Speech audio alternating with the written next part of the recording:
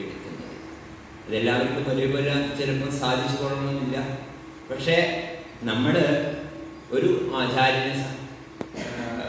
ആചാര്യൻ്റെ അടുത്ത് പോയിട്ട് അല്ലെങ്കിൽ ഒരു മഹാത്മാവിൻ്റെ അടുത്ത് പോയിട്ട് നമ്മൾ നമ്മുടേതായിട്ടുള്ള ആ സാഷ്ടാംഗ നമസ്കാരം ചെയ്ത് ആ ഗുരുവിൽ അധിഷ്ഠിതമായ ഒരു ജീവിതക്രമം നമ്മളിൽ ഉണ്ടാകുന്ന സമയത്താണ് നമുക്കിങ്ങനെയുള്ള ആശയങ്ങളും ഇങ്ങനെയുള്ള ജീവിതക്രമങ്ങളും അനുഷ്ഠാനങ്ങളും എല്ലാം നമ്മൾക്ക് അനുഭവമായിട്ട് വരുന്നത്. കാരണം ഈ കാണുന്ന പ്രപഞ്ചം നമ്മളുടെ മാത്രം ഒരു പ്രപഞ്ചമാണ്. എല്ലാവർക്കും ഒരു പ്രപഞ്ചമല്ല. ഓരോ വ്യക്തിക്കും അവരവരുടെ പ്രപഞ്ചത്തിലാണ് അവരവർ നിൽക്കുന്നത്.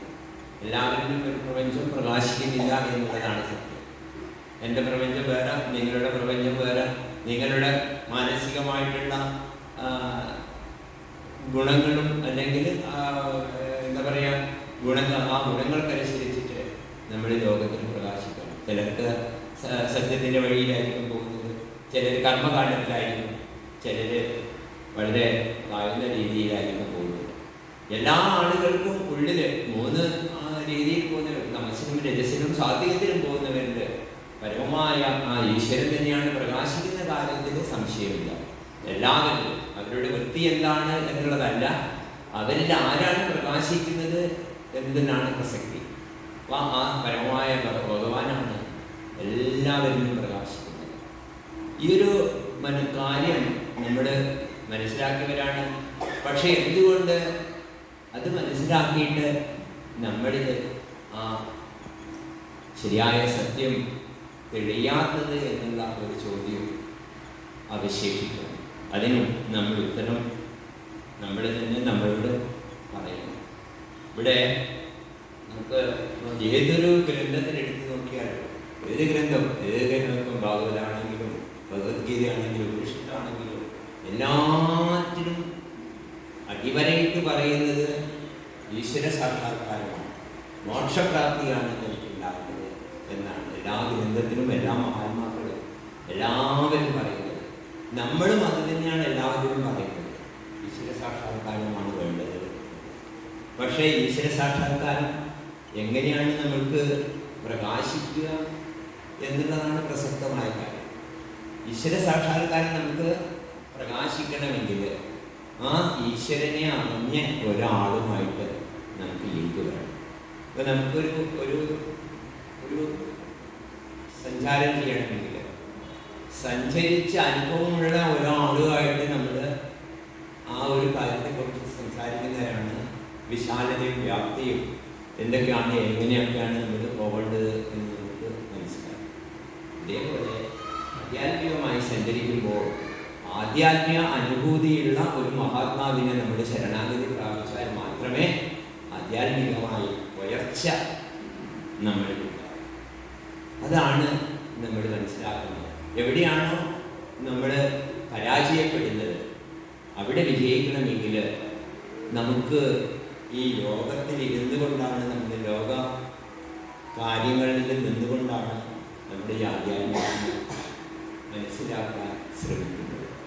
എന്നാൽ ലോകത്തിൽ എന്തെങ്കിലും ഒരു കാര്യം നമുക്ക് ശാശ്വതമായി നമ്മുടെ കൂടെ ഉണ്ടോ എന്ന് ചോദിച്ചാലില്ല. സാങ്കല്പികമായിട്ടാണ്, സങ്കല്പ വികല്പങ്ങളാണ് നമ്മളുടെ ലോകം. സങ്കല്പവും വികല്പവും ഇല്ലെങ്കിൽ ലോകമില്ല. അത് എവിടെ നിന്നാണെന്ന് ചോദിച്ചാൽ നല്ല അറിവില്ലായ്മയാണ് നമുക്ക് ഈ ലോകം ഉണ്ടാകുന്നത്.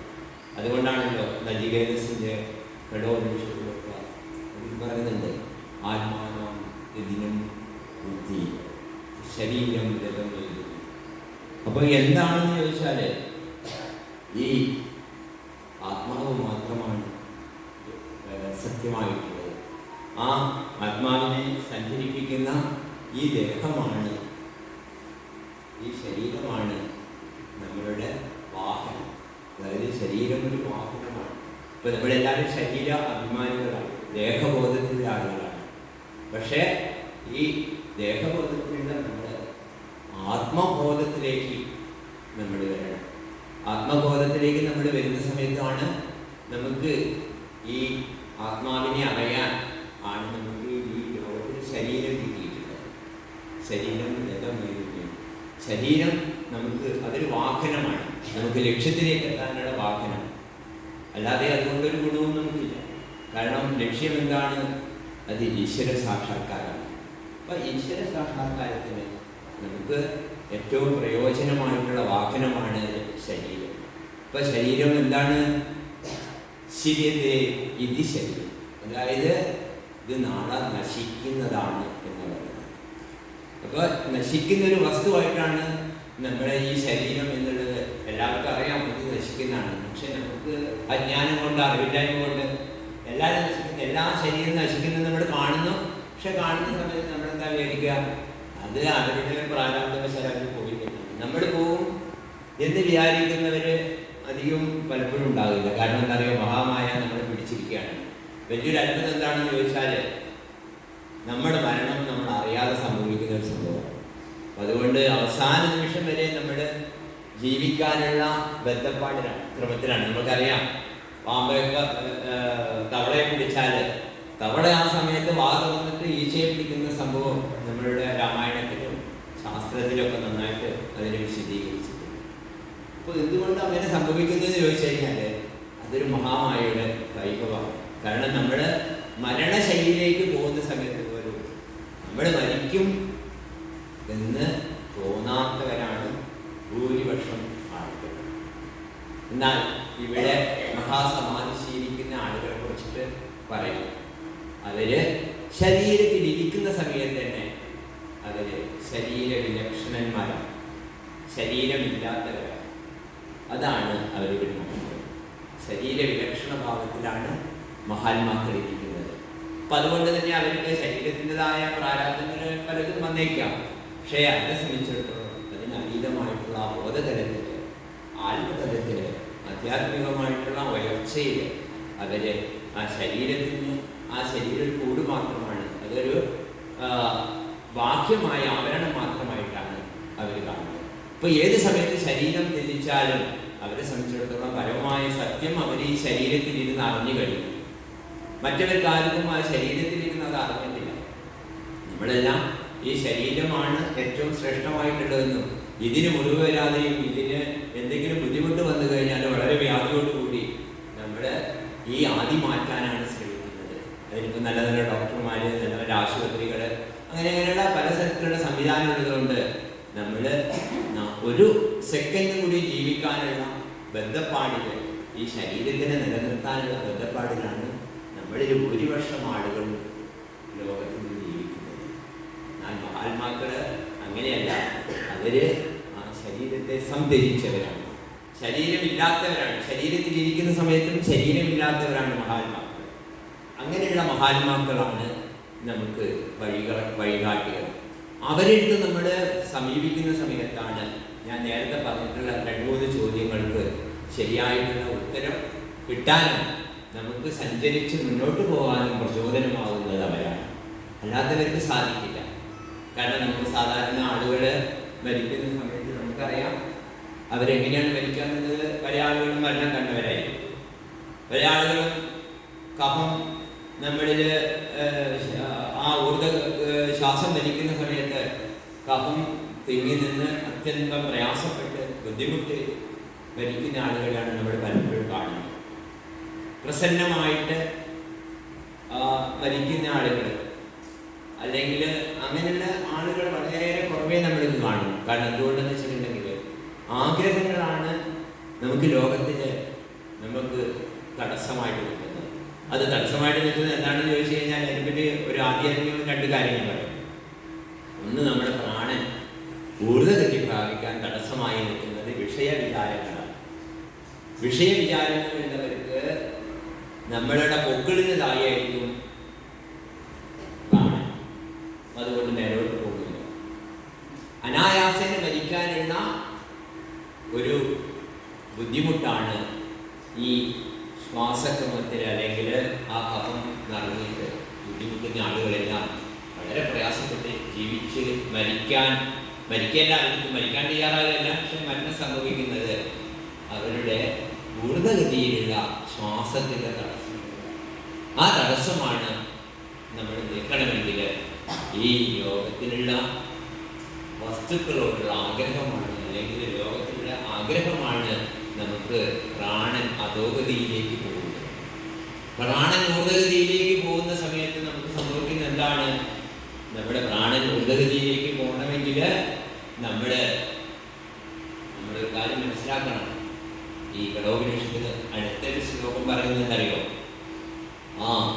ബുദ്ധി സാരഥിയായിട്ട്, ബുദ്ധിന്ദു സാരഥി വിദ്യ എന്ന് പറയുന്നത്. അതായത് ബുദ്ധിയാണ് നമ്മളുടെ സാരഥി, മനസ്സല്ല.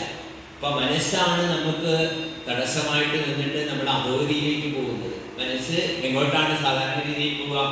മനസ്സ് പോകുന്നത് ഇന്ദ്രിയങ്ങളിലേക്കാണ്. ഇന്ദ്രിയങ്ങളുടെ അധ്യക്ഷനാണ് മനസ്സ്. ആ മനസ്സ് ഇന്ദ്രിയങ്ങളുടെ അധ്യക്ഷനാകുന്ന സമയത്ത് ഇന്ദ്രിയങ്ങൾ ധാരാ മനസ്സ് സഞ്ചരിക്കുകയാണ് ചെയ്യുന്നത്. ഇവിടെ ആധ്യാത്മികമായിട്ട് ജ്ഞാനം സമ്പാദിക്കേണ്ട അല്ലെങ്കിൽ ജ്ഞാനം നേടേണ്ടവര് ആ ബുദ്ധിയെ, ആ മനസ്സിനെ പറയുന്നത് മനഃപ്രഗ്രഹമേവില്ല. അതായത് മനസ്സ് പ്രഗ്രഹം, അതായത് പിന്നെ മനസ്സ് കടിഞ്ഞാണിട്ടിട്ട് കൊണ്ട് ആ ബുദ്ധിയാണ് മനസ്സിനെ നയിക്കുന്നത്. ആ ബലിഷ്ഠമായിട്ടുള്ള ബുദ്ധിയാണ് ഈശ്വര സാക്ഷാത്കാരത്തിലേക്ക്, ആ ഭഗവത് ദർശനത്തിലേക്ക് മനസ്സിനെ എത്തിക്കുന്നത്. ബുദ്ധിക്ക് മാത്രമേ സാധിക്കൂ. അപ്പൊ നമ്മുടെ ബുദ്ധി കൊണ്ടാണ് വിശേഷ ബുദ്ധിയുള്ള ആളുകൾ എല്ലാവരും, അതായത് 3 ബുദ്ധിക്കാരാണുള്ളത്. സാധാരണ ബുദ്ധി, സാമാന്യ ബുദ്ധി, വിശേഷ ബുദ്ധികളാണ് ഇവിടെ ഇരിക്കുന്ന എല്ലാവരും ഞാൻ മനസ്സിലാക്കുന്നത്. കാരണം ഞാൻ ആരാണെന്ന് അറിയാനുള്ള ഒരു സംസ്കാരം അല്ലെങ്കിൽ ഒരു ജീവിതക്രമം ഉള്ളവരാണ്. അപ്പൊ നമ്മള് ആ വിശേഷ ബുദ്ധിയോടുകൂടി, ആ ബുദ്ധിയോടുകൂടിയാണ് നമ്മൾ പ്രകാശിക്കുന്നത്. ആ ബുദ്ധിക്കാണ് നമ്മുടെ ലക്ഷ്യത്തിലെത്താൻ സാധിക്കും. ഇപ്പൊ മനസ്സിൽ നമുക്കറിയാം, മനസ്സിനെ നമ്മൾ ബാഹ്യമായിട്ട് കുതിരയായിട്ടാണ് കാണുന്നത്. അതായത് കടിഞ്ഞാണില്ലാത്ത ഒരു കുതിരയെ പോലെയാണ് മനസ്സ് പല വിഷയങ്ങളിലേക്ക് പോകുന്നത്. വിഷയങ്ങൾ എന്താണ് നമുക്കറിയാം. ശബ്ദ, സ്പർശ, രൂപരസ, ഗന്ധാദികളാണ് വിഷയങ്ങളായിട്ട് പ്രകാശിക്കുന്നത്. അത് ആരുടെ അരയാണെന്ന് ചോദിച്ചാൽ ഇന്ദ്രിയങ്ങളുടെ അരയാണ്.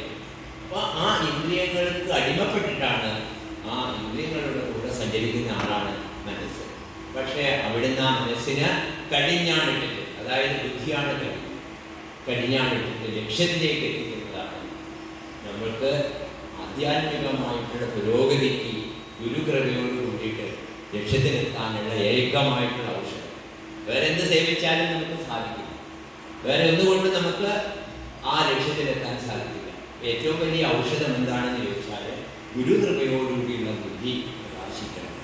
ആ ബുദ്ധി എപ്പോഴാണോ പ്രകാശിക്കുന്നത്, ആ ബുദ്ധി എപ്പോഴാണോ ഉപാധികൾ വിട്ടുപോകുന്നത്, അപ്പം നമ്മൾ മുക്തന്മാരായി എന്നാണ് മഹാത്മാക്കൾ പറയുന്നത്. അപ്പോൾ എപ്പോഴാണോ ബുദ്ധി ഉപാധി വിട്ട് ഇരിക്കുന്നത്, ആ ഇരിക്കുന്ന സമയത്താണ് നമ്മൾ സമാധി എന്ന് പറയുന്നത്. അപ്പം അങ്ങനെ സമാധി ശീലിക്കുന്നവരായിരിക്കണം. സമാധി ശീലിച്ചിട്ട് നമ്മൾ മുന്നോട്ട് പോയാലാണ് നമ്മുടെ ഈ മനുഷ്യജന്മം ശരിയായി ശ്രേഷ്ഠമായി ഉപയോഗിച്ചു എന്നൊരു കൃതകൃത്യത നമുക്കുണ്ടാകുന്നത്. അല്ലെങ്കിൽ നമുക്ക് എന്തെങ്കിലും രോഗപീഠകളും പ്രയാസങ്ങൾ വരുന്നു. അങ്ങനെയൊക്കെ വരുന്ന സമയത്ത് നമ്മൾ എന്ത് ചെയ്യും?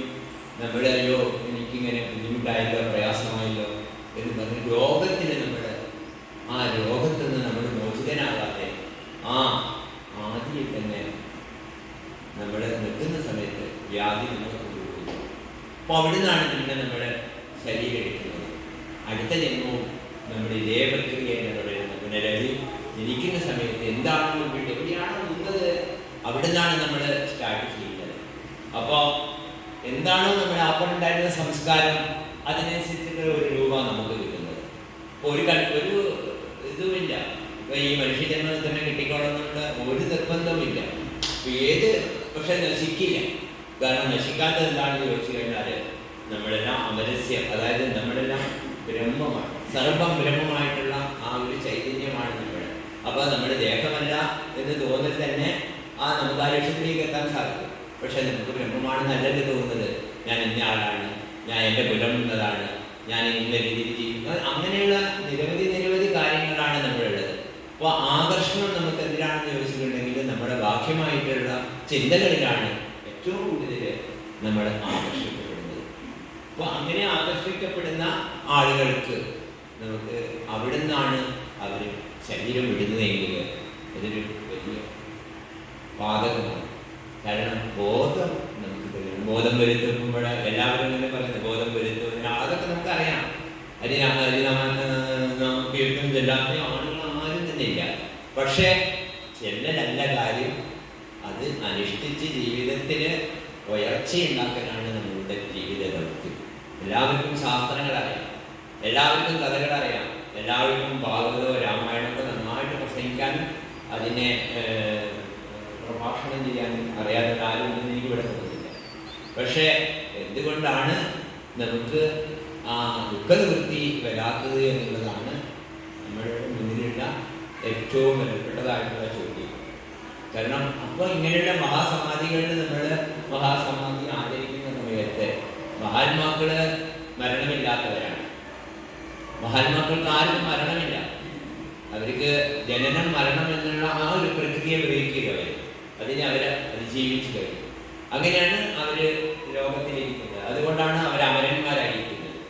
നമ്മൾ അങ്ങനെയല്ല, നമ്മൾ മരണന്മാരാണ്, നാളെ മരിക്കുന്നവരാണ്, നമ്മൾ അമരന്മാരായിട്ടില്ല. അപ്പോൾ നമ്മളിങ്ങനെയുള്ള മഹാസമാധികളിൽ വരുന്ന സമയത്തോ അല്ലെങ്കിൽ മഹാത്മാക്കളെ കാണുന്ന സമയത്തോ നമ്മളുടെ ആ ഭഗവാനോടുള്ള അല്ലെങ്കിൽ ആ ആചാര്യനോടുള്ള ആ ഗുരുവിനോടുള്ള പ്രാർത്ഥന സർവസംഘങ്ങളെയും പരിത്യജിച്ച് എനിക്ക് എൻ്റെ പരമമായിട്ടുള്ള സത്യത്തെ ദർശിക്കാൻ അനുഗ്രഹിക്കണമെന്ന എന്ന് നിർലോകം നിർലജ്ജം നമ്മൾ അവരോട് സാഷ്ടാംഗം നമസ്കാരം ചെയ്ത് സാഷ്ടാംഗം നമസ്കാരം ചെയ്ത് അവരോട് അപേക്ഷിക്കണം. അപ്പോഴാണ് അവരുടെ കാരുണ്യം കൊണ്ട്, അവരുടെ കാരുണ്യം എന്താണെന്ന് ചോദിച്ചാൽ നമുക്ക് രണ്ട് കാര്യങ്ങളാണ് തടസ്സമായിരിക്കുന്നത്: ആവരണം, വിക്ഷേപം. ഇത് രണ്ടും നീങ്ങിപ്പോട്ടെ എന്ന് ആ മഹാപ്രഭു നമ്മളെ സങ്കല്പിക്കും. അങ്ങനെ സങ്കല്പിക്കുന്ന സമയത്ത് നമ്മളിൽ അത് പ്രകാശിക്കും. അപ്പോൾ നമുക്ക് ആ ത്രിഗുണാത്മകമായിട്ടുള്ള ജീവിതത്തെ ഒന്ന് വിടാസിക്കും. ത്രിഗുണമാണ് നമ്മുടെ ലോകത്തിൽ വീണ്ടും വീണ്ടും ഉണ്ടാക്കുന്നത്. ത്രിഗുണം എന്താണെന്ന് ചോദിച്ചാൽ ഈ മഹാമായയാണ്. അപ്പോൾ ആ ഗുണാതീതമായിട്ടുള്ള അവസ്ഥയിലേക്ക് നമ്മളുടെ ബുദ്ധിയെ ബലിഷ്ഠമാക്കുക എന്നുള്ളതാണ് ആ എല്ലാ ആളുകൾക്കും അനിവാര്യമായിട്ടുള്ളത്. അപ്പോൾ ഇവിടെ ഒരു പ്രസക്തമായ ചോദ്യം ചോദിക്കാൻ ഞാൻ എന്നോട് ചോദിക്കുകയാണ്, ആർക്കാണ് ജ്ഞാനം വേണ്ടത്? അവർക്ക് മാത്രമേ ഈ വഴിയിലേക്ക് അല്ലെങ്കിൽ ഈ പറയുന്ന കാര്യത്തിലേക്ക് താല്പര്യം ജനിക്കും. അവർക്ക് മാത്രമേ ഇത് ശരിയായിട്ടുള്ള രീതിയിൽ അനുഷ്ഠിച്ച് മുന്നോട്ട് പോകാം. അല്ലാതെ പ്രഭാഷണം കേട്ടതുകൊണ്ട് ആരും എത്രയോ ആളുകൾ വലിയ വലിയ മഹാത്മാക്കൾ പ്രഭാഷണം ചെയ്തു, പക്ഷേ നമുക്കൊരു ഉയർച്ച ഉണ്ടായിട്ടുണ്ടാകാം. അപ്പോൾ അതായത് ഉപരിതലത്തിലാണ് നമ്മൾ ഒരു ആദി പിടിച്ചാലുണ്ടാകുന്നതായ, അതായത് നമ്മളിപ്പോൾ ഒരു വെള്ളത്തിൽ നമ്മൾ മുക്കി വെക്കുന്ന സമയത്ത് ആ വെള്ളത്തിൽ നിന്ന് എങ്ങനെയെങ്കിലും ശ്വാസം കിട്ടാൻ വേണ്ടിയിട്ടുള്ള ഒരു മരണവെപ്രാണെന്ന് പറയില്ല, അങ്ങനെ ചാടിയിട്ട് നമ്മൾ മുകളിലോട്ട് വരും. ഇതേ രീതിയിൽ ആർക്കാണ് ആ വൈരാഗ്യ ബുദ്ധി ജനിക്കുന്നത് അവർക്ക് മാത്രമാണ് മോക്ഷം എളുപ്പത്തിൽ കരകതമാണ്. മറ്റെല്ലാവർക്കും തടസ്സമായിരിക്കും പറയുന്നുണ്ടെങ്കിൽ തടസ്സം മറ്റാരും ഉണ്ടാക്കുന്നതല്ല, നമ്മൾ ഓരോരോ വിഷയങ്ങൾ. ഇപ്പം ചിലർക്ക് ഇപ്പം മൊബൈലായിരിക്കും, ചില ആളുകൾക്ക് കച്ചവടമായിരിക്കും, ചില ആളുകൾക്ക് അങ്ങനെ എന്തെങ്കിലും ഒരു പഠനമായിരിക്കും. അല്ലെങ്കിൽ ഓരോ ആളുകളും അവരവരുടേതായ മനസ്സിൻ്റെ സംസ്കാരം അനുസരിച്ച് ഉണ്ടാക്കുന്നതായ ആ ഉപാധിയിലെ അജ്ഞാനത്തിൽ അവർ അതിഗംഭീരമായിട്ട് പ്രകാശിക്കണം. താൻ്റെ ബോധം തെളിയുന്ന രീതിയിൽ, അതായത് തനിക്ക് എന്താണ് വേണ്ടത് അതിന് മാത്രം ശ്രമിക്കാതെയും മറ്റെല്ലാത്തിനെയും ശ്രമിച്ചുകൊണ്ട് ലോകത്തിലുള്ള അറിവുകൾ നേടാനുള്ള വ്യാകുലതയാണ് എല്ലാവരും. ഇപ്പൊ നമുക്കറിയാം, ഇപ്പൊ ആധ്യാത്മിക പ്രഭാഷണം നമുക്ക് എത്രയോ മഹാത്മാക്കളുടെ പ്രഭാഷണങ്ങൾ നമ്മുടെ യൂട്യൂബിലോ അല്ലെങ്കിൽ നമ്മുടെ നിത്യം മൊബൈൽ ഉപയോഗിക്കുന്നവരാണ് നമ്മളെ വിരൽത്തുമ്പിലുണ്ട്. പക്ഷേ അനേകം ആളുകൾക്ക് ഇന്നത്തെ കാലഘട്ടത്തിൽ ആധ്യാത്മികം അറിയാൻ ഒരാൾക്കും ഒരു എന്തില്ല, അതിനു വേണ്ടി തെരഞ്ഞ് മുന്നോട്ട് പോകേണ്ട ആവശ്യമില്ല. തൻ്റെ മുന്നിൽ തന്നെ ഇരിക്കുന്ന സാധിക്കും, നമുക്ക് എങ്ങനെ വേണമെങ്കിലും അതിനെ അനുഭവിക്കാൻ സാധിക്കും. പക്ഷേ അത് മനസ്സിന് അല്ലെങ്കിൽ നമ്മളുടെ ബുദ്ധിയിൽ അറിയല്ല വേണ്ടത്, അത് നമ്മുടെ ഹൃദയത്തിൽ അറിയാണ് വേണ്ടത്. ആ ഹൃദയത്തിലേക്ക് അത് വരുന്ന സമയത്താണ്, ഹൃദയത്തിൽ അത് പ്രകാശിക്കുന്ന സമയത്ത് സമയത്താണ് നമുക്ക് ഈശ്വര അനുഭവം ഉണ്ടാകുന്നത്. ഈശ്വര അനുഭവം ഉണ്ടാണെങ്കിൽ ഞാൻ നേരത്തെ പറഞ്ഞതുപോലെ മനസ്സിൻ്റെ ആഗ്രഹങ്ങളില്ലാതെ അഖണ്ഡ മണ്ഡലാകാരമായിട്ടുള്ള ബോധത്തിലേക്ക് നമ്മൾ തെളിയുന്ന സമയത്ത് ആ അഖണ്ഡ മണ്ഡലാകാരമായ ബോധം ആർക്കാണോ തെളിയുന്നത്, ആ ബോധം തെളിയുന്ന സമയത്ത് നമ്മളുടെ സ്വാഭാവികമായിട്ടും നമ്മുടെ പ്രാണൻ ദ്രുതഗതി പ്രാപിച്ച് അഖണ്ഡ പ്രാണനായിട്ട് ഉദയം ചെയ്യും. അപ്പം അവിടെ ഒരു സംയോഗമാണ് നടക്കുന്നത്. അതായത് അനാദിയായിട്ടുള്ള നമ്മുടെ ആ അജ്ഞാനം നമുക്ക് ഇല്ലാതെ പോവാണ്. കാരണം എങ്ങനെയാണ് സംഭവിക്കുന്നത് ചോദിച്ചിട്ടുണ്ടെങ്കിൽ പുനരാവൃത്തി രഹിതമായിട്ടുള്ള അവസ്ഥ ഒരാൾക്ക് വരികയാണ്. അപ്പോൾ എന്താണ് അവിടെ സംഭവിക്കുന്നത്? അവിടെ നമ്മുടെ ഗ്രന്ഥി, അതായത് ഹൃദയഗ്രന്ഥിയെ ആ പാപപുണ്യങ്ങൾ കൊണ്ട് ആവരണം ചെയ്തിരിക്കുന്ന അവസ്ഥയിൽ നിന്ന് നമ്മൾ മോചിതമാവുകയാണ്. അപ്പം ഹൃദയഗ്രന്ഥി വേദനം ചെയ്യുക. ഹൃദയഗ്രന്ഥി വേദനം ചെയ്താൽ അവിടെ നമുക്ക് ഉണ്ടാകുന്ന ഞാൻ എൻ്റേത് എന്നുള്ള മമത അല്ലെങ്കിൽ ആ ആദിവ്യാധി എന്നുള്ള അങ്ങനെ ദേഹബോധമായിട്ടുള്ള എല്ലാ കാര്യങ്ങളും നമ്മൾ വിട്ടുപോവാണ്. ഇങ്ങനെ വിട്ട് നമ്മളെല്ലാം വിട്ടുപോയിട്ട് നമ്മൾ ആ പരമായിട്ടുള്ള സത്യം അനുഭവത്തിലേക്ക് വരികയാണ് ചെയ്യുന്നത്. അപ്പോൾ അത് വരണമെങ്കിൽ നമുക്ക് ഭാവപുണ്യങ്ങളൊക്കെ നമ്മളിൽ നിന്ന് നശിച്ചു പോകണമെങ്കിൽ നമ്മൾ വളരെ വളരെ വളരെ ശ്രദ്ധവാനിലൂടെ ഞാനിതൊക്കെ നിങ്ങൾക്ക് അറിയാം.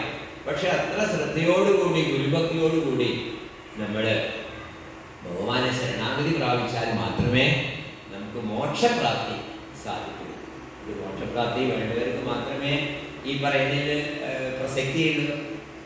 മോക്ഷമാണ് എനിക്ക് എൻ്റെ ജീവിതത്തിൻ്റെ ഏറ്റവും പ്രധാനപ്പെട്ട ദൗത്യം എന്ന് മനസ്സിലാക്കുന്നവർക്ക് മാത്രമേ ഈശ്വര സാക്ഷാത്കാരം കിട്ടുകയുള്ളൂ. കാരണം ഭഗവാൻ തന്നെ പറയുന്നുണ്ട്, എല്ലാ ലോകത്തിലെ എല്ലാവരെയും ഭഗവാൻ സൃഷ്ടിച്ചു. ലോകത്തിലെ അനേകം ജീവജാലങ്ങളെ ഭഗവാൻ സൃഷ്ടിച്ചു. പക്ഷേ അനേകം ജീവജാലങ്ങളെ സൃഷ്ടിച്ച സമയത്ത് ഭഗവാന് ഒരു കുണ്ഠിതം വന്നു. എന്താ കുണ്ഠിതം വന്നതെന്ന് വെച്ചാൽ ഒരു സങ്കടം വന്നത്. കാരണം എന്നെ അറിയുന്ന ഒരാളെ ഞാൻ സൃഷ്ടിച്ചില്ലല്ലോ എന്ന് തോന്നി. അങ്ങനെയാണ് നമ്മളുടെ മനുഷ്യന്മാരെ ഭഗവാൻ സൃഷ്ടിച്ചത്. എന്തിനു വേണ്ടിയിട്ട്? ഭഗവാനെ അറിഞ്ഞ് ആനന്ദസ്വരൂപന്മാരായിട്ട് ഇരുന്ന് ശരീരം വിടാൻ വേണ്ടിയിട്ട്. അപ്പോൾ അങ്ങനെയുള്ള ഒരു മഹത്തായിട്ടുള്ള ഒരു ശരീരമാണ് നമുക്ക് കിട്ടിയിട്ടുള്ളത്. ഈ ശരീരം ഭഗവാൻ നമുക്ക് തന്നിരിക്കുന്നത് ഈശ്വരനെ അറിഞ്ഞ് ആനന്ദിക്കാനാണ്. മറ്റവർക്കൊന്നും സാധിക്കില്ല. എരുമയ്ക്കോ പോത്തിനോ അല്ലെങ്കിൽ മൃഗങ്ങൾക്കോ ദേവന്മാർക്ക് പോലും സാധിക്കാത്ത ത്രിഗുണമുള്ളത് കൊണ്ട് മാത്രമാണ് ഈശ്വര സാക്ഷാത്കാരം കിട്ടുന്നത്. സ്വാത്വിക ഗുണത്തിലുള്ളവർക്ക് കിട്ടില്ല, രജോ ഗുണത്തിലുള്ളവർക്ക് കിട്ടില്ല, തമോ ഗുണത്തിലുള്ളവർക്ക് കിട്ടില്ല. ഈ 3 ഗുണങ്ങളും വന്ന് 3 ഗുണത്തിനെയും വിട്ടിട്ട് മായയ്ക്ക് അതീതമായിട്ട് നിൽക്കുന്ന ഒരാൾക്ക് മാത്രമേ ഈശ്വര സാക്ഷാത്കാരം കിട്ടൂ. അപ്പം അങ്ങനെയുള്ള ആ ഗുണങ്ങൾ നമുക്ക് തന്ന് ഭഗവാനെ അറിയാൻ വേണ്ടിയിട്ട് ഗുരുനാഥനെ സമീപിച്ച് ആ ഈശ്വര സന്നിധിയിൽ എത്താൻ വേണ്ടിയിട്ടാണ് ഈ മനുഷ്യ ശരീരം എല്ലാവർക്കും കിട്ടിയിട്ടുള്ളത്. ആ കിട്ടിയിട്ടുള്ള ശരീരത്തിൻ്റെ ദ്രവിക്കാൻ തുടങ്ങിയപ്പോൾ പല ആളുകൾക്കും ഒരു കുട്ടി ജനിച്ചാൽ വളരെ ഇഷ്ടമായിട്ടാണ് നമ്മുടെ ഓരോ വർഷവും അവരുടെ പിറന്നാൾ ആഘോഷിക്കുന്നത്. എന്നാൽ ആ കുട്ടി ഞാനെയാണ് ആ കുട്ടിക്ക് സങ്കടമാണ്. കാരണം ഞാനൊരു വർഷം പിന്നിട്ടു.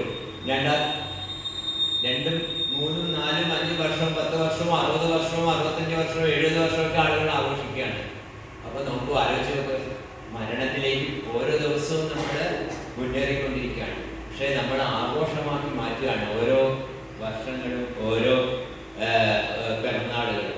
ഇപ്പോൾ നമ്മൾ എവിടെയാണ് നിൽക്കുന്നത് ചോദിച്ചിട്ടുണ്ടെങ്കിൽ അജ്ഞാനത്തിലാണ് നമ്മൾ നിൽക്കുന്നത്. ജ്ഞാനത്തിലാണ് നമ്മൾ നിൽക്കുന്നതെങ്കിൽ ഒരു വ്യാകുലത ആദിയാണ് നമുക്ക് ഉണ്ടാകുന്നത്. ഇത്രയും സമയം നാം പിന്നിട്ട് കഴിഞ്ഞു. മഹാത്മാക്കളെല്ലാം നമ്മൾ മനസ്സിലാക്കണം, അവരിങ്ങനെയുള്ള ആർഭാടങ്ങളിലോ അങ്ങനെയുള്ള ഇതിലൊന്നും അവർ ശ്രദ്ധിക്കില്ല. അവർ സ്വയമായിട്ട് അവരെ അറിയാനുള്ള ശ്രമത്തിൻ്റെ ബന്ധപ്പാടിൽ ലോകത്തെ തന്നെ അവർ തിരസ്കരിച്ചവരാണ്. ലോകം അവരിലില്ല, അവരിൽ ലോകമില്ല. അവർക്ക് വേണ്ട കാര്യങ്ങളിൽ അപ്പം ഉണ്ടാകുന്ന എന്താണോ അത് മാത്രം അനുഭവിച്ച് സംതൃപ്തി തരുന്നവരാണ് അവർ. നമ്മളങ്ങനെയല്ല. എത്രയോ കാലം നമ്മൾ അമ്പലങ്ങളിൽ വഴിപാട് ചെയ്യുന്നു, നമ്മൾ മൃത്യുഞ്ജയോമം നടത്തുന്നു, നമ്മൾ ജന്മസായുജ്യത്തിന് വേണ്ടിയിട്ട് പല പല പല പൂജകളും പല പല കർമ്മങ്ങളും ആഗ്രഹങ്ങൾക്ക് പൂർത്തീകരിക്കാൻ വേണ്ടി കഷ്ടപ്പെട്ട് പല കാര്യങ്ങളും നമ്മൾ നിത്യം ചെയ്തുകൊണ്ടിരിക്കുകയാണ്. പക്ഷേ ഇതെല്ലാം നമ്മൾ ചെയ്തുകൊണ്ടിരിക്കുന്ന സമയത്ത് കാലം എപ്പോഴാണ് നമ്മുടെ മുന്നിൽ പ്രത്യക്ഷപ്പെടുന്നത് എന്നുള്ള ഒരു ഗ്യാരണ്ടി ഇല്ല. ഇല്ലാത്ത ഈ ശരീരം ഏത് സമയത്ത് നശിക്കുന്നതാണെന്ന് നമ്മളുടെ ഒരു കടോപനിഷത്ത് പോലെ തീവ്രമായ വൈരാഗ്യബുദ്ധിയോടുകൂടി ആരാണോ ജീവിക്കേണ്ടത് അവർക്ക് മാത്രമേ മോക്ഷപ്രാപ്തി കിട്ടൂ. ഇത് വെളിയിൽ നിന്ന് കിട്ടേണ്ടതല്ല, തന്നിൽ നിന്നുണ്ടാണ്ടതാണെന്ന് എല്ലാവർക്കും അറിയാം. ആ തന്നിലുള്ള ഒരു ശ്രമം നമ്മുടെ ഭാഗത്ത് നിന്ന് ഉണ്ടായിട്ടുണ്ടോ എന്ന് നമ്മൾ തന്നെ അന്തര്യാമയായിട്ടുള്ള നമ്മുടെ ആ ഈശ്വരനോട് ചോദിക്കണം. ഇപ്പൊ വെളിയിലൊക്കെ നമ്മൾ ഏത് ക്ഷേത്രത്തിൽ പോയാലും നമ്മൾ പല പല ക്ഷേത്രങ്ങളിൽ പോകാറുണ്ട്, പല പല ആശ്രമങ്ങളിൽ പോകാറുണ്ട്, പല പല ആധ്യാത്മികമായ സ്ഥലങ്ങളിലൊക്കെ നമ്മൾ സഞ്ചരിക്കുന്നു. പക്ഷേ സഞ്ചരിക്കുന്ന സമയത്ത് ഉണ്ടാകുന്ന അനുഭൂതി പിന്നെ നമുക്ക് ഒരു സമയത്ത് പോലും തിരിച്ചു കിട്ടില്ല. കാരണം അതെന്താ വെച്ചിട്ടുണ്ടെങ്കിൽ നമ്മൾ തിരയുന്നത് നമ്മുടെ ഉള്ളിലാണ് തിരയുന്നത്. വെളിയിൽ തിരഞ്ഞു കഴിഞ്ഞാൽ ഒരു തരത്തിലുള്ള ആധ്യാത്മിക അനുഭൂതി കിട്ടില്ല എന്നുള്ളതാണ് ഇത്രയും കാലത്തെ ഏതൊരാളെയും എക്സ്പീരിയൻസ് അല്ലെങ്കിൽ അനുഭവം എന്നിരിക്കുകയാണ്. കാരണം അങ്ങനെ തിരഞ്ഞില്ലെങ്കിൽ നമ്മൾ വേറെ സ്ഥലത്ത് പോകില്ല. കാരണം നമ്മൾ പോയിക്കൊണ്ടിരിക്കുന്നത് വെളിയിലാണ് തിരയുന്നതെന്നാണ് എനിക്ക് തോന്നുന്നത്.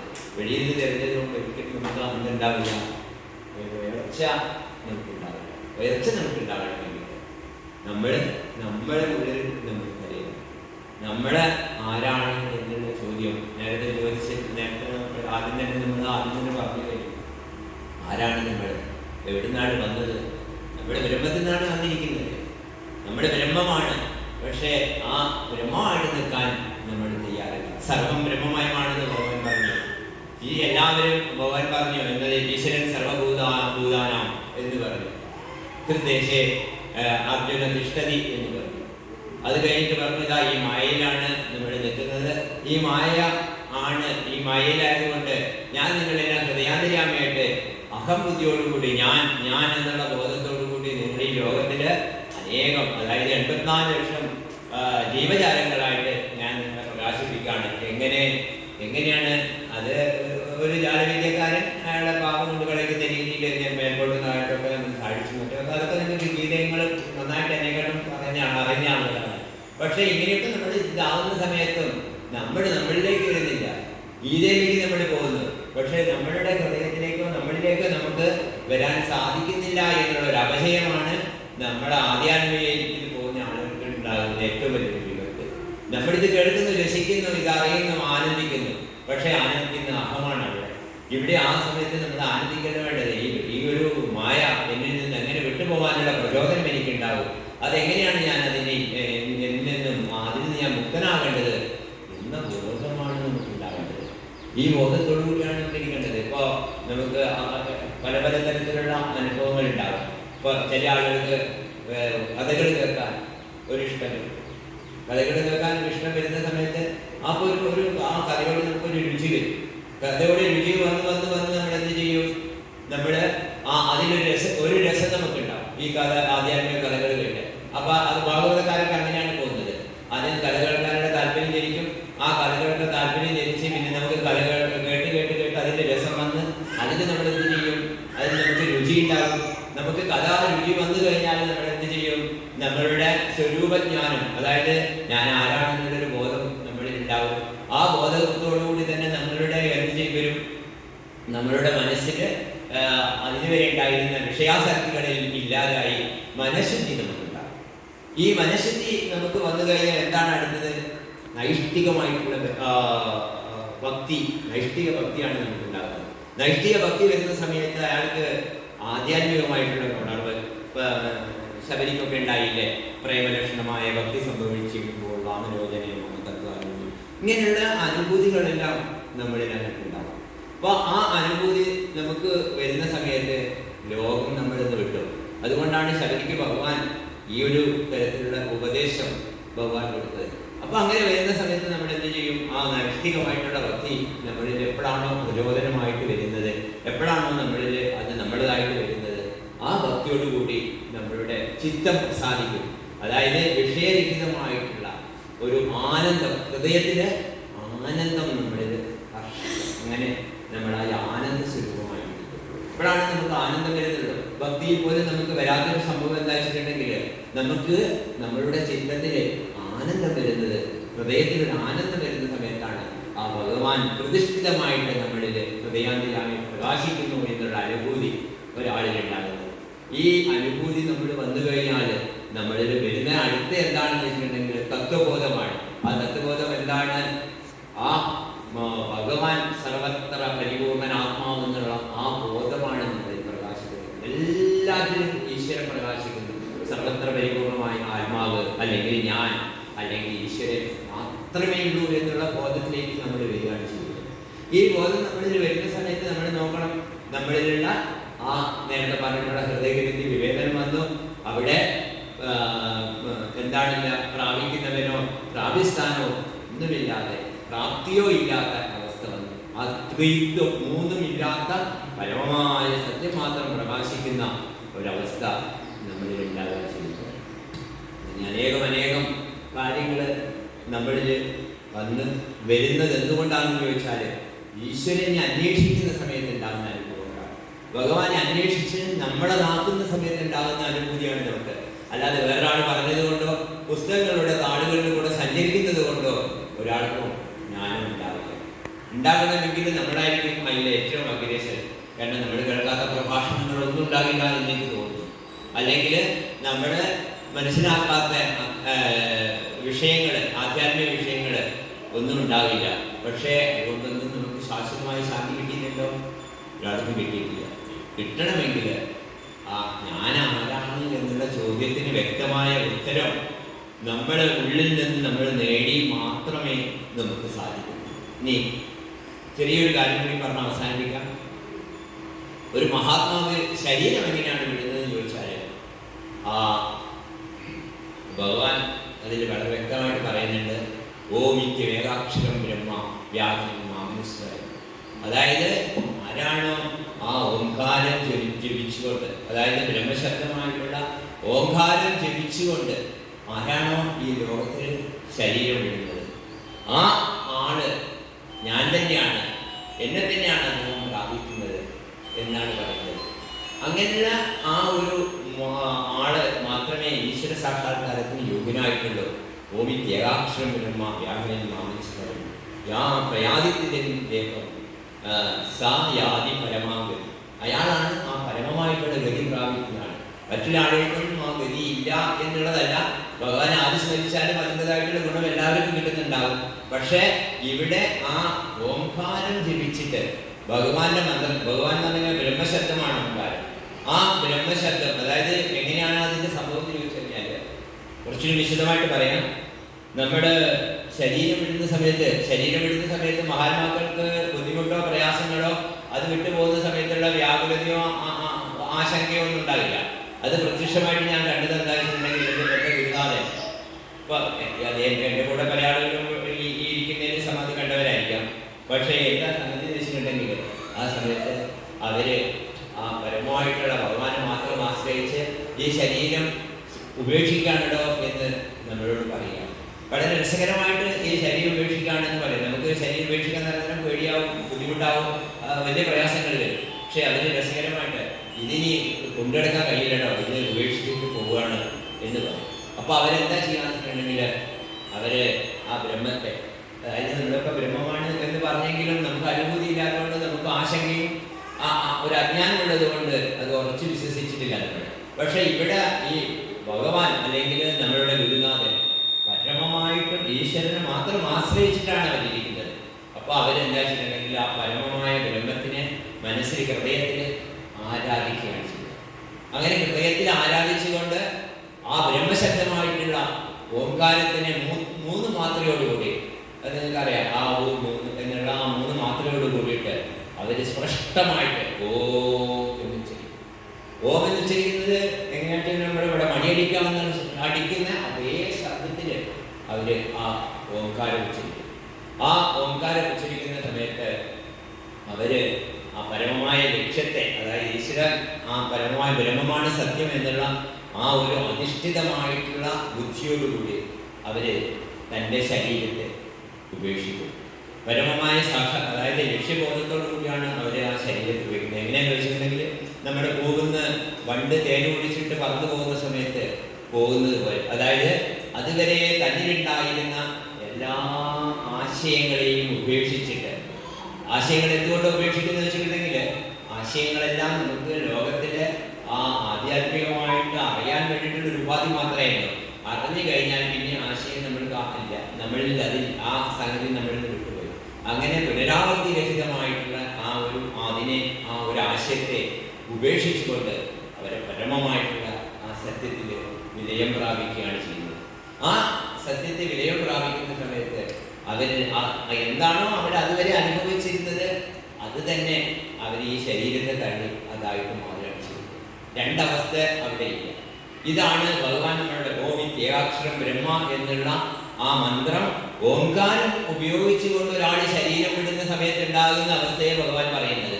എന്നാൽ ഞാൻ നിങ്ങളുടെ മുന്നിലേക്ക് നമ്മുടെ ഗുരുനാഥന്റെ സമാധിയെക്കുറിച്ച് ചെറിയൊരു ഇത് കാര്യം പറയാം. ആ ഗുരുനാഥൻ എന്താണ് ചെയ്തതെന്ന് വെച്ചാൽ ഗുരുനാഥൻ വായ കൊണ്ട് ഓംകാരം ജപിക്കുകയല്ല ചെയ്തത്. അദ്ദേഹം ഹൃദയത്തിൽ ആ ഇതിലിരുന്ന് ജന്മുദ്രയിൽ പത്മാസനത്തിൽ ഇരുന്നിട്ട് അദ്ദേഹം ഹൃദയത്തിൽ നിന്നല്ല, അദ്ദേഹത്തിന്റെ കുണ്ടലിനിയിൽ ഓം എന്നുള്ള ശബ്ദത്തോട് 3 പ്രാവശ്യം 3 മാത്രയിൽ ആ ശബ്ദം ഓംകാരം പുറത്തേക്ക് ആ ഓംകാരധ്വനിയോടുകൂടി പുറത്തേക്ക് വിട്ടിട്ട് അദ്ദേഹം പരമമായിട്ടുള്ള ആ ബ്രഹ്മത്തിൽ ലയിക്കുക എന്ന് പറയാൻ പറ്റില്ല, ആ ബ്രഹ്മത്തിൻ്റെ ആവുകയാണ് ചെയ്തത്. അപ്പോൾ ഇത് അവരുടെ ജീവിതത്തിൽ എത്രയോ ജന്മാന്തരമായിട്ട് അവരിലുണ്ടായിട്ടുള്ള ആ ഒരു തപസ്സിന്റെ ഫലമായിട്ടാണ് അവർക്ക് അത് ഉണ്ടായിട്ടുള്ളത്. അതായത് അത് സംബന്ധിച്ചിടത്തോളം നിങ്ങൾക്ക് അനേകം ആളുകളും അനേകം കാര്യങ്ങളും നിങ്ങൾ മനസ്സിലാക്കിയവരാണ്. വളരെ 3-ാമത്തെ വയസ്സിൽ പോലും അദ്ദേഹം ശിവലിംഗം ഉണ്ടാക്കി ഭഗവാന് മണ്ണുകൊണ്ട് ശിവലിംഗം ഉണ്ടാക്കിയിട്ട് അർച്ചന ചെയ്ത് ആരാധന ചെയ്തിട്ടുള്ള ആളാണ്. അങ്ങനെ ഓരോ സമയങ്ങളിലും 12-ാമത്തെ വയസ്സിൽ അദ്ദേഹം ഗുരുവായൂരിൽ പോയ സമയത്ത് അദ്ദേഹത്തിന് ഭാവസമാധി വന്നു. അദ്ദേഹം തൻ്റെ ദേഹബോധം വിലക്ഷണനായിട്ട് ആ ഭാവത്തേക്ക് 19-ാമത്തെ വയസ്സിൽ മഹാജ്ഞാനിയായിട്ടുള്ള മണ്ണൂര് പരമഗുരുവായിട്ടുള്ള ആ കൃഷ്ണാമൂർത്തി സ്വരൂപമായിട്ടുള്ള രാമാനന്ദ സ്വാമിജിയെ കണ്ടു. അവരെ കണ്ടിട്ട് മന്ത്രദീക്ഷ വാങ്ങിയ സമയത്ത് നാമരൂപാധികൾ, അതായത് ഭഗവാനുമായിട്ട് അത്ര പ്രിയമായിട്ട് കളിച്ചിരുന്ന ഒരാള് ആ നിർഗുണമായിട്ടുള്ള ബ്രഹ്മത്തെ ആരാധിക്കാൻ ഗുരുനാഥൻ പറഞ്ഞ സമയത്ത് ആ ഗുരുനാഥനെ അദ്ദേഹം ആരാധിച്ച സമയത്ത് അദ്ദേഹത്തിന് സങ്കടം വന്നു. 3-ാമത്തെ ദിവസം ഗുരുനാഥൻ്റെ പോയിട്ട് പറഞ്ഞു, എനിക്ക് രൂപവും നാമങ്ങളൊന്നും വരുന്നില്ല, എനിക്ക് വലിയ സങ്കടമാകുന്നു, ഭഗവാനെ ഞാൻ വിളിച്ചാലും എൻ്റെ കൂടെ ഭഗവാൻ വരുന്നില്ലല്ലോ എന്ന് പറഞ്ഞ് വളരെ സങ്കടപ്പെട്ട സമയത്ത് ഭഗവാൻ പറഞ്ഞു, നീ നാമരൂപാധികളിലുള്ള ഈ ഒരു ഭഗവാനല്ല ആരാധിക്കേണ്ടത്, നിർഗുണ ബ്രഹ്മമായിട്ടുള്ള സത്യസ്വരൂപമായിട്ടുള്ള ആനന്ദസ്വരൂപമായിട്ടുള്ള ആ ഭഗവാനാണ് നീ ആരാധിക്കേണ്ടത് എന്ന് പറയുകയാണ് ചെയ്യുന്നത്. അങ്ങനെ അദ്ദേഹം അനുഷ്ഠാനം ചെയ്ത് ഭഗവാന്റെ ഗുരുവാക്യം എന്താണോ ആ ഗുരു എന്താണോ പറഞ്ഞത്, നമ്മൾക്ക് ഗുരുവാക്യം എന്താണെന്നുണ്ടെങ്കിൽ അതിന് നമ്മൾ പറയുന്നത് ശ്രദ്ധ എന്നാണ് പറയുന്നത്. ഗുരുവാക്യത്തെ പരിപൂർണമായിട്ടും അനുഷ്ഠിച്ച് ജീവിതത്തിൽ ആ പരമമായിട്ടുള്ള സത്യത്തെ സാക്ഷാത്കരിച്ചിട്ടുള്ള മഹാപൂർവമാണ് നമ്മളുടെ ഗുരുനാഥൻ. അപ്പോൾ അവരെ ആ ഒരു ശരീരം വിടുന്ന സമയത്തും അവർ ശരീരത്തിൽ ഇരിക്കുന്ന സമയത്തും അവരിരിക്കുന്ന സമയത്ത് നിങ്ങൾ എല്ലാവരും പക്ഷെ കണ്ടിട്ടുണ്ടാവും. പക്ഷെ ആ ബ്രഹ്മമായിട്ടാണ് അവർ ദേഹബോധത്തിൽ എന്തായിരിക്കുന്നത്. അവരെന്താണ് പ്രത്യക്ഷത്തില് ഉപനിഷത്തുകളും ഭഗവത്ഗീതയും ഭാഗവതം എല്ലാം പറയുന്ന ആ ബ്രഹ്മം എന്താണ് അതായിട്ടാണ് അവരിക്കുന്നത്. അങ്ങനെയുള്ള ആ ഒരു മഹാസന്നിധിയിൽ നമുക്കും നമ്മളുടെ കണ്ണിനും നമ്മളുടെ ആ കണ്ണിൻ്റെ കണ്ണായിട്ടുള്ള മനസ്സായിട്ടുള്ള കണ്ണിനും ഒരു വെളിച്ചം കിട്ടുമെന്ന കാര്യത്തിൽ സന്ദേഹമില്ല. നമ്മളെല്ലാവരും എന്താ ചെയ്യേണ്ടത് വെച്ചാൽ പരമമായിട്ട് ആ ഭഗവാനെ ശരണാഗതി പ്രാപിച്ച് നമ്മളുടേതായ ആശയങ്ങൾ, നമ്മളുടേതായിട്ടുള്ള ചെറിയ ചെറിയ ആശയങ്ങളാണ് നമ്മൾ തടസ്സമായിട്ട് നിൽക്കുന്നത്. അതിനെ സമർപ്പിച്ചുകൊണ്ട് നമുക്ക് ആ ഭഗവത്പാദാലങ്ങളെ ശരണം പ്രാപിച്ചാൽ നിശ്ചയമായിട്ടും ഈശ്വര സാക്ഷാത്കാരം കിട്ടുമെന്ന കാര്യത്തിൽ സന്ദേഹം ഉണ്ടാവില്ല എന്ന് എനിക്ക് തോന്നുന്നത്. എല്ലാവർക്കും നമ്മളെല്ലാവരെയും ഹൃദയത്തിൽ ആ പരമമായ ബ്രഹ്മം ആ ഗുരു പ്രകാശിക്കുകയാണ്. അപ്പോൾ അതുകൊണ്ട് ആ പ്രകാശം നിങ്ങളിലെ അനുഭൂതിയാകട്ടെ, അനുഭവമാകട്ടെ എന്ന് മാത്രം പറയുന്നു. ഹരി ഓം.